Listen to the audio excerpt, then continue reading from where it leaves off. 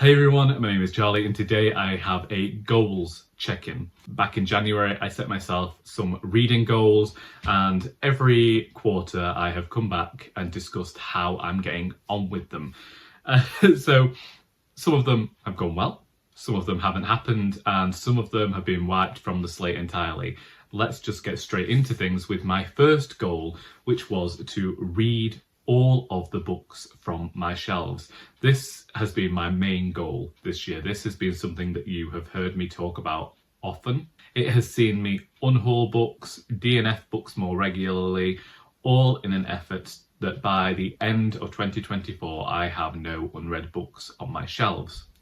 The reason that I did this is because I recognised that I'd fallen back into old habits of acquiring books and not reading them, preferring to borrow books or buy books from the charity shop, or borrow books from the library, or borrow books from friends, which meant that I wasn't actually tackling my growing TBR. I'm happy to say that I have now got fewer than 10 books unread on my shelves from prior to 2024.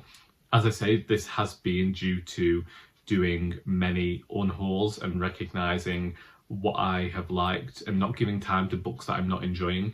I have been very strict with myself in the hope of achieving this goal. I have read, at the time of recording, 72 books, and I think that of the original list before I didn't DNF, I had about 120 books. So I believe I have unhauled or DNF'd 50 books. I wish that I had kept a more thorough record of the books that I was unhauling and the books that I DNF'd. That would have been a good thing for me to do, but I didn't do that. Two of the authors, though, I will get to and discuss how we lost 10 books from these shelves that were unread. I'm glad with how the progress has gone, clearly, and I look forward to no longer having any books on my shelves that aren't read. Of course, I still have the Anthony Trollope books to read and the Doctor Who books to read, and I've had a few books that I've bought since my birthday that I haven't included on this TBR, but they feel much more manageable than it did at the start of the year. And do I think that I will ever have 0 books unread on my shelves? No, because I think that I will always want to have the option of going towards a different genre or something, and I don't think friends are going to stop giving me books or customers. Within the last fortnight I've had 2 customers come and give me books, so yeah, I haven't talked about those in videos. I might mention them at some point. Then I wanted to read the entirety of Elizabeth Taylor's catalogue. This was because over the last few years I've picked a writer and read all of their works, and so last year I did that with Kate Atkinson, so I chose Elizabeth Taylor to do that with. This year I've now read all of her novels and I'm in the process of reading all of her short stories. I have a large book from my friend Joy, which is all of the collected short stories by Elizabeth Taylor, and I am reading 125 pages worth per month to finish this by December, at which point I'm going to buy the biography of Elizabeth Taylor and properly end out things with that. However, I am also looking for suggestions of another writer to do this with next year, so please feel free to send me suggestions of authors that you think I should read the entire works of. Next, I wanted to read more Anthony Trollope, to have read more than 10 books, and this was the goal that I originally didn't do very well with.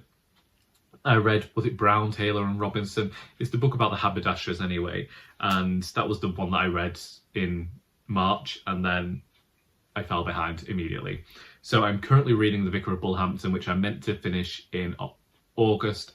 Then I'm going to read The Claverings, and then I've got 2 more to read in October, which should take me above the number of books that I wanted to have read by him.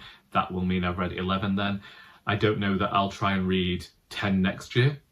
By rights, I should try and get above 20 read next year, shouldn't I? But at the moment, I'm glad to have just read the 10, and I will try and read more Trollope going forward because I do have all of his books to read, and that is 47, and it means I'll still have 36 of his books unread on my shelves. I have to say that I have enjoyed the process though of reading these Trollopes he's an author that I enjoy, and it's something that's making me recognise that I can read Victorian literature outside of October. It's just something that I've always thought was synonymous with Victorian October or the winter months. I never think of reading fiction from this era at any other time than autumn and winter. Then I said that I wanted to read more non-fiction. I haven't done this at all, and I actually unhauled I unhauled 4 non-fiction books earlier this year because I kept saying to myself, I'm adding them to a TBR, and if I haven't read them by the end of this month, I need to unhaul them because I'm never going to do it. And that was supposed to be the impetus to myself to read them. And I gave myself an amnesty, and I passed that as well. And I just thought, maybe non-fiction isn't something that I like to read. Maybe it's something I like to listen to, or maybe it's just something that I don't go towards regularly. I don't know. I did read Remainders of the Day by Sean Bithell, and I am reading Nigel Slater's Kitchen Diaries, but they're not really the non-fiction that I thought I would be reading. So I have failed at that goal. And read more poetry. I can't say that I have read more poetry either, unless it's come up at the writers group. I didn't have any unread poetry collections on my shelves, so I have read 1 or 2 poetry collections which I bought when The Poet Has Come to Poems and Pints, and I've got one to read from Kieran Hodges that I purchased when he was a guest in September. And should more writers turn up with more poetry collections, then yes, I will buy them and in support of that poet. But it's not something that I've been reading a lot of this year because I wasn't allowed to buy any books until I'd got through a certain number from my shelves. And then we get to the goal of to read more Larry McMurtry, Cormac McCarthy and Anthony Quinn. So Cormac McCarthy, I started with The Passenger earlier this year and hated this book. I did not want to pick it up. It was a terrible reading week for me, and it made me realise that I had outgrown the author. And I talked about it. I think I was wearing the same shirt at the time in a video. And I do think that I've outgrown Cormac McCarthy. I think that prior to certain events last year, I was able to deal with a certain level of violence within his books. And I couldn't get over the writing style. And yeah, I just realised that I don't get on with this author. And I think that I felt that for a while. I really enjoyed No Country for Old Men when I read that back at university. And I wonder whether Cormac McCarthy is a writer whose works I had to read as a young man. I'm not saying that I'm old or anything now, but I do wonder whether I had to read them in my early 20s to enjoy them to their fullest. I don't know. I might change my mind in a few years and go back to Cormac McCarthy and think that he's the greatest writer in the world. But right now, I think I've outgrown his works and I don't have any want to go and read anything by him again. Similarly, I really adore Lonesome Dove by Larry McMurtry.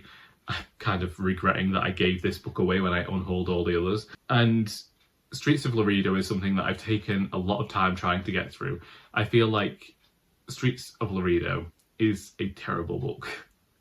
I felt like it was gratuitous violence. It was violent for the sake of being violent with some very gruesome images in there, which didn't do anything to add to the plot. And it felt like McMurtry was trying to make these people horrific for the sake of being horrific, and it had none of the philosophy or the somber moments of Lonesome Dove. It felt more like a cash grab, and it just felt dirty to me. And the final author obviously was Anthony Quinn, and this was one because I unhauled the other two. I was like, no, I can't do that with this author. So I did read Our Friends in Berlin, and I liked that. Didn't care for London Burning, and I now have Molly and the Captain to read, and I have to admit I've started that one and I'm struggling with it. I don't like the style of Molly and the Captain. It's a lot drier than his other books. It did make me question this thing I had of buying multiple books by an author. For a very long time I didn't read books by men, not by any sort of choice. It just happened that way that I veered towards reading more books by women writers. And so I think that like when I found these people, I just started accumulating their works because I thought, oh, you're one of the good ones, I'll take you. And then I'm finding actually sometimes it's okay if you just read one book by a writer and like it.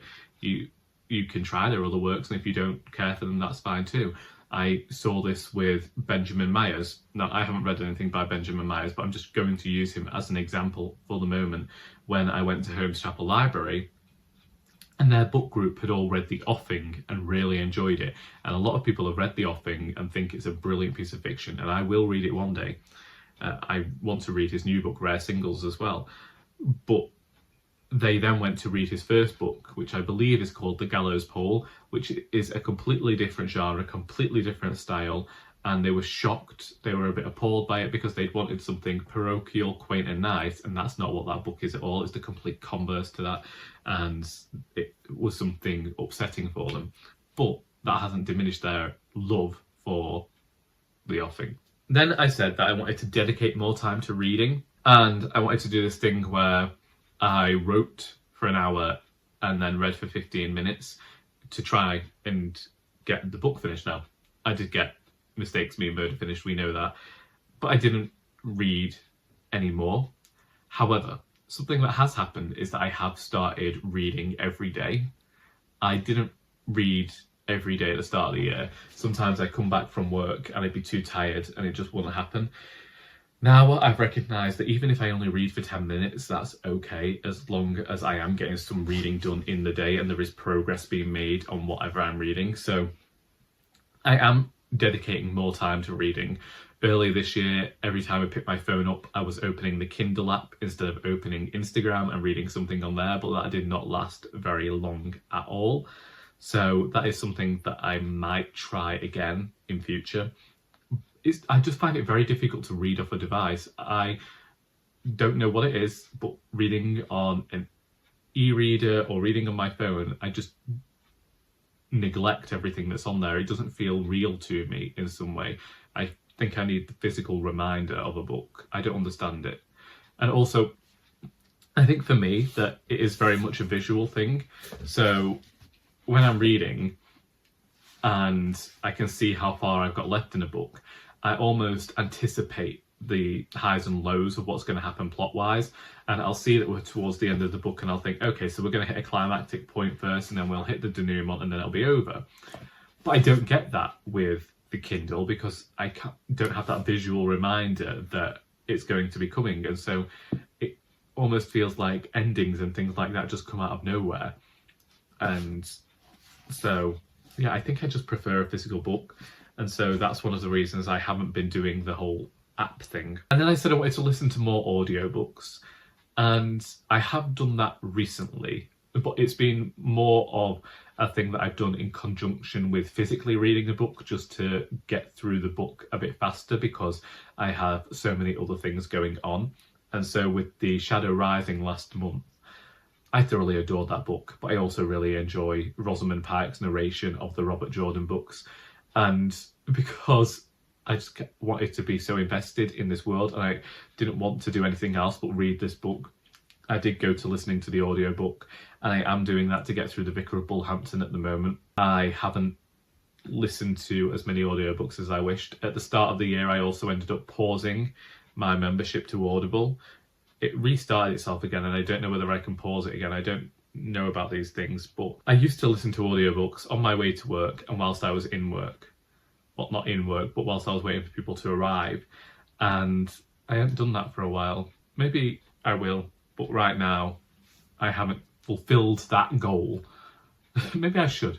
Maybe that should be the goal that we try and hit for the end of the year. For the last 12 weeks of the year, maybe I should try and listen to some more audiobooks, even if it's just one a week. That would be more than 12. And I think that given some of the Victorian novels I've got on my TBR for October, that will definitely be happening anyway, because one of those books, and I've got a few spoilers for you ahead, is this tome right here. And this is 800 pages. And I think I'll definitely be listening to some of this via audiobook. I actually started this one on audiobook last year when there was a power cut at the house and we found out that they weren't going to restore it until the following morning. And it was dark, but I wasn't tired, so I spent a few hours listening to the start of this book. But I fell asleep while listening and I have no idea where I was. So it's going to be a complete restart for me.